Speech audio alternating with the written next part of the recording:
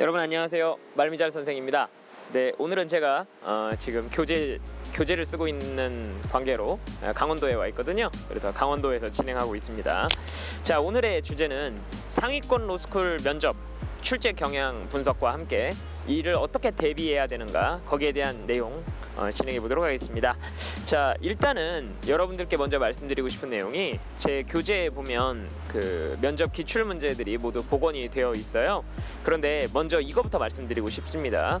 지금 현재 교재에 있는 면접 기출 문제는 로스쿨들이 공개를 안 하고 있기 때문에 학생들의 기억에 의존해서 복원을 한 문제들입니다. 그렇기 때문에 조심하셔야 될 점이, 학생들이 거기에서 이런 식으로 물어봤는데 제가 이렇게 답변을 하면 되나요? 이런 식으로 질문들을 많이 하시는데요. 저도 정확하게 말씀드릴 수가 없습니다. 왜냐하면 학생들이 기억에 의존해서 복원을 하다 보니까 아무래도 어떤 경향이 있냐면 자신들의 답변에 맞춘 그런 형태로 복원이 되어 있는 경우가 많이 있어요. 마치 영화랑 좀 비슷하죠. 그러니까 어떤 영화에서 이제 주인공들의 어떤 기억에 의존해서 뭔가 그 실제 팩트가 달라지는 뭐 그런 것들을 보여주는 영화들이 있잖아요. 예, 그렇게 생각을 하셔도 좋을 것 같고요. 두 번째로는 학생들이 이렇게 질문들을 많이 합니다. 선생님, 제가 전년도 문제를 풀어봤는데 이런 식으로 대비를 하면 될까요? 이런 식으로 질문을 많이 하시는데요. 실제로 로스쿨들 같은 경우에는 문제를 공개하지 않는다는 건 다른 말로 하면 무슨 말이냐면, 학교들이 올해도 그런 식으로 문제를 내겠다라고 하는 그러한 출제 경향이라고 하는 부분을 학생들에게 공개하지 않겠다라는 걸 뜻하고 있는 거예요. 그래서 다른 말로 해보자면 결국은 정해진 출제 양식이라든가 스타일은 없다라고 생각을 하시면 되겠습니다. 예를 들어보자면 서울대가 아주 대표적인 형태인데요. 원래 서울대 같은 경우는 면접 문제를 어떻게 냈었냐면 엄청나게 긴 제시문을 줬었습니다. 원래 뭐 A4지 뭐 두 쪽, 한 쪽 뭐 이런 식으로 되는 엄청나게 긴 제시문을 주고, 그 제시문을 본 다음에 그 제시문 요약해봐라. 그런 다음에 이제 교수님들이 추가 질문을 이어가는 그런 형태였었거든요. 그런데 갑자기 그 문제가 바뀌었어요. 어떤 식으로 바뀌었냐면 제시문을 한 6개, 7개를 주고, 그리고 나서 그 제시문들을 한마디로 관통할 수 있는 키워드를 제시해봐라, 이런 식으로 이제 문제를 내고, 또 그리고 나서 추가 질문을 이어가는 그런 형태였었는데요. 작년 같은 경우는 또 문제가 바뀌었습니다. 어떻게 바뀌었냐면 제시문 한 4개 정도를 주고 거기에 맞춰가지고 그것들의 어떤 공통적인 관계, 논리적인 관계를 한번 제시해봐라, 이런 다음에 거기에 맞춰서 또 추가 질문하는 형태로 많이 바뀌었거든요. 그래서 매년 문제들이 바뀌고 있기 때문에 정해진 출제 경향, 정해진 출제 양식이라고 하는 것은 없다라고 생각을 하시는 게 좀 더 맞겠습니다.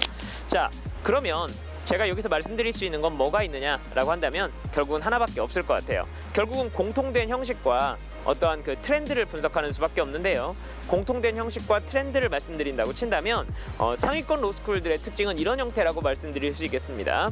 결국은 법조인이 하는 일이라고 하는 것이 어떠한 특정한 원리와 논리를 구체적인 사례에 적용을 해서 그것을 갖다 문제를 해결한다라는 관점이잖아요. 예를 들어보자면 이런 것들이 되겠죠. 자유라고 하는 원리를 사용해서 그 자유가 훼손되었느냐, 훼손되지 않았느냐, 침해되었느냐, 보호해야 되느냐 라고 하는 개념을 갖다가 실제 사건에다 적용하는 거죠.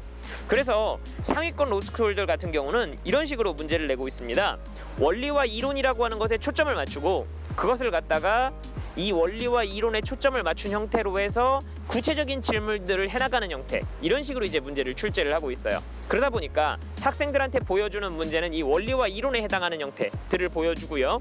그리고 나서 추가 질문으로서 이런 구체적인 형태를 물어보는 그런 형태로 가고 있습니다. 그러다 보니까 이 구체적인 형태들을 적용하는 과정에서 논리적으로 모순이 나거나 틀리는 부분들이 도출되도록 그런 식으로 유도하고 있는 셈이라고 볼 수 있겠죠. 그래서 상위권 로스쿨을 준비할 수 있는 방법은 일단 이렇게 말씀드리고 싶어요. 제 교재를 중심으로 먼저 설명을 해보자면요, 교재에 있는 개별 주제들을 먼저 학습을 하셔야 됩니다. 그래서 구체적인 사례들이 어떤 식으로 원리들을 사용하는 건지를 다 추가적으로 보셔야 돼요. 그래서 예를 들어보자면 사마리안의 법이라던가, 아니면은 뭐 오토바이 헬멧 강제라던가, 아니면은 좌석 안전벨트라던가, 이런 것들을 쭉 개별적으로 학습을 하시고, 그 개별적인 학습한 내용들을 바탕으로 해서 여러분들이 스스로 논리적인 유사성에 따라서 모아보는 거예요, 주제들을. 그래서 제가 아까 말씀드린 것 같은 경우에 이 3개의 주제들은 같은 원리를 가지고 있거든요. 그래서 3개의 주제들을 갖다가 같은 원리로 모아보는 겁니다. 그런 다음에 이 논리적인 일관성을 가지고서 여러분들이 이 주제들을, 개별 주제들을 일관되게 답변하는 연습을 해보는 겁니다.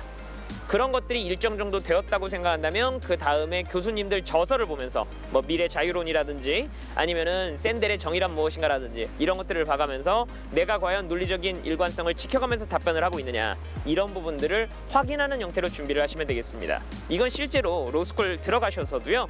1회독 때는 개별 주제들을 보고 2회독 때는 그 개별 주제들을 논리적으로 묶어서 보고 그리고 3회독 때는 그걸 갖다 논리적인 일관성을 가지고서 모든 것들을 답변할 수 있느냐 이런 형태로 준비를 많이 하거든요. 그런 식이라고 생각을 하셔도 좋겠습니다. 일단 이런 것들은 개괄적인 준비 방법에 가깝고요. 제가 실제로 인강이라든가 아니면 교재에 관련된 수업들을 진행하면서 좀 더 자세한 것들은 말씀드리고 있으니까요. 더 궁금하신 분들은 그러한 내용들을 확인해 보셔도 좋겠습니다. 자, 상위권 로스쿨 출제 경향 분석과 그리고 그것에 관련된 대비 방법 이 정도로 여러분들께 제시해 드리도록 하겠습니다. 감사합니다.